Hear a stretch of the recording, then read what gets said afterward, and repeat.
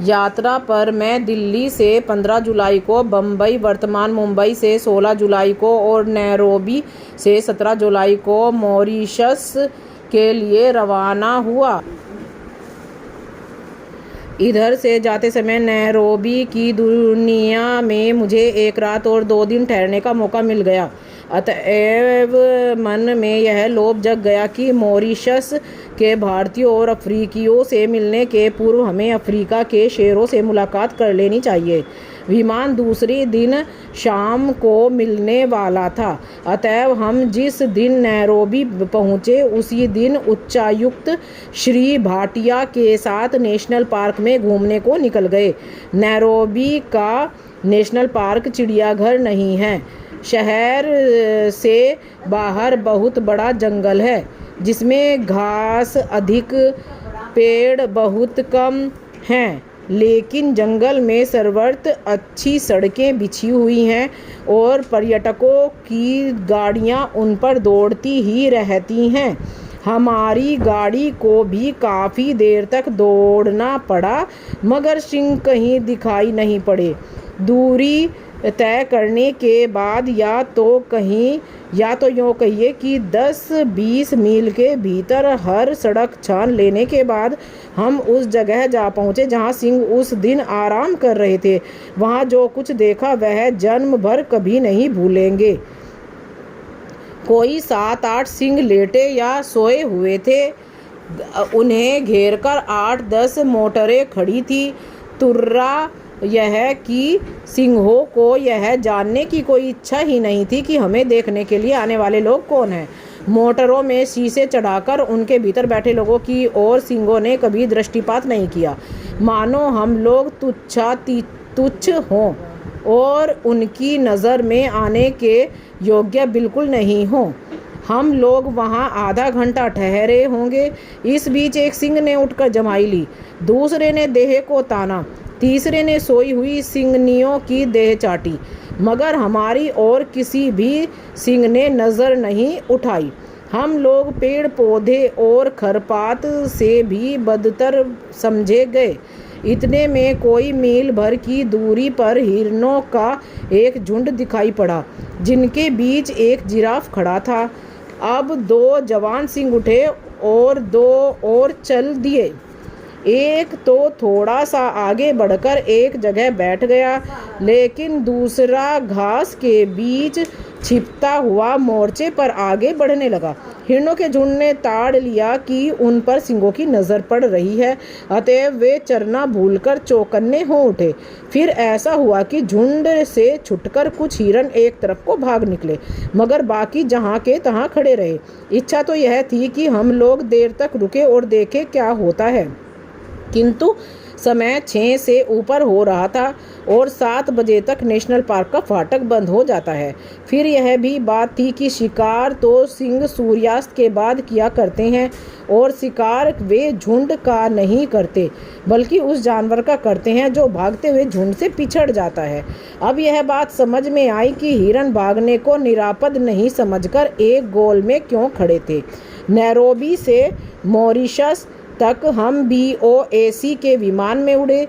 यह विमान नैरोबी के 4 बजे शाम को उड़ा और 5 घंटे की निरंतर उड़ान के बाद जब वह मॉरिशस पहुंचा तब वहां रात के लगभग 10 बज रहे थे। रात थी, अंधेरा था, पानी बरस रहा था, मगर तब भी हमारे स्वागत में काफ़ी लोग खड़े थे। हवाई अड्डे के स्वागत का समा देखकर यह भाव जगे बिना नहीं रहा कि हम जहां आए हैं वह छोटे पैमाने पर भारत ही है। मॉरिशस द्वीप भूमध्य रेखा से कोई 20 अंश दक्षिण के देशांतर रेखा 60 अंश के बिल्कुल पास, किंतु उससे पश्चिम की ओर बसा हुआ है। मॉरिशस की अधिकतम लंबाई 47 किलोमीटर और अधिकतम चौड़ाई लगभग 48 किलोमीटर है। वैसे पूरे मॉरिशस द्वीप का रकबा मतलब क्षेत्रफल 1150 वर्ग किलोमीटर आंका जाता है। यह द्वीप हिंद महासागर का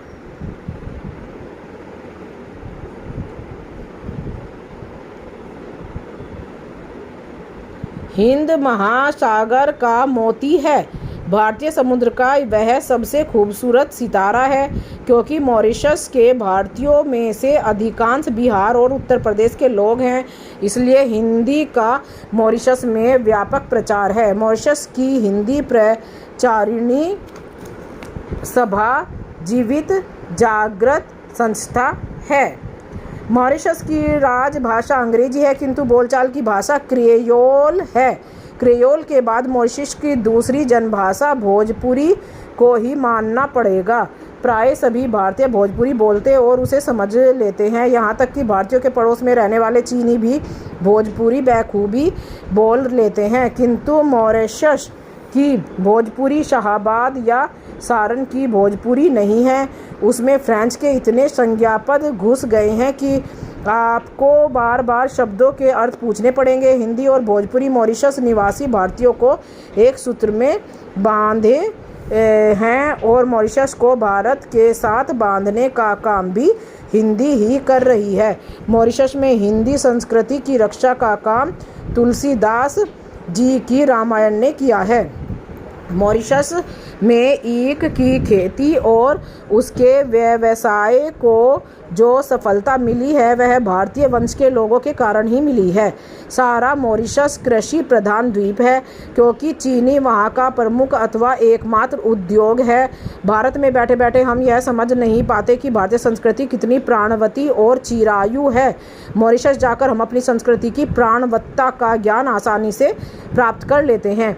मालिकों की इच्छा तो यही थी कि भारतीय लोग भी क्रिश्चियन मतलब ईसाई हो जाएं, किंतु भारतीयों ने अत्याचार तो सहे लेकिन प्रलोभनों को ठुकरा दिया।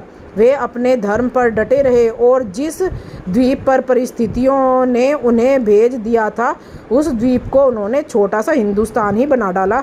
यह ऐसी सफलता की बात है जिस पर सभी भारतीयों को गर्व होना चाहिए। मॉरिशस की प्रत्येक प्रमुख ग्राम में शिवालय होता है। मॉरिशस के प्रत्येक प्रमुख ग्राम में हिंदू तुलसीकृत रामायण का पाठ करते हैं अथवा ढोलक और झांझ पर उसका गायन करते हैं। मॉरिशस के मंदिरों और शिवालयों को मैंने अत्यंत स्वच्छ और सुरम्य पाया। कितना अच्छा हो यदि हम भारतीयों में भी अपने मंदिरों और तीर्थ स्थलों को उतना ही स्वच्छ और सुरम्य बनाए जितना स्वच्छ मॉरिशस में दिखाई देते हैं। वहाँ का परी तालाब भी भारतीयों की एकांतिक भक्ति के कारण पुण्य धाम हो उठा है। परी तालाब केवल तीर्थ ही नहीं, दृश्य से भी पिकनिक स्थल है। शिवरात्रि के समय सारे मॉरिशस के हिंदू श्वेत वस्त्र धारण करके कंधों पर कांवर लेकर जुलूस बांधकर परी तालाब पर आते हैं। यहाँ से जल लेकर अपने अपने गांव के शिवालय को लौट जाते हैं तथा शिवजी को जल चढ़ाकर अपने घरों में प्रवेश करते हैं।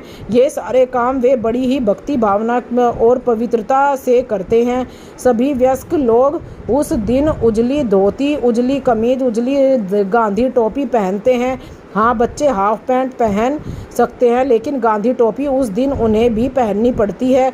परी तालाब में चलने वाला यह मेला मॉरिशस के प्रमुख आकर्षणों में से एक है और उसे देखने अन्य धर्मों के लोग भी काफ़ी संख्या में आते हैं। पूर्व शब्दार्थ: पूर्व, पहले या फिर प्रथम। सिंह, शेर। तुच्छ, शूद्र से भी अधिक शूद्र। खरपात, व्यर्थ के पौधे। निरापद, सुरक्षित। चिरायु, लंबी आयु। क्रिस्तान, ईसाई। प्रलोभ, लालच। सुरम्य, मनोहर या फिर रमणीय। श्वेत, सफ़ेद। जुलूस, जन यात्रा। Thank you.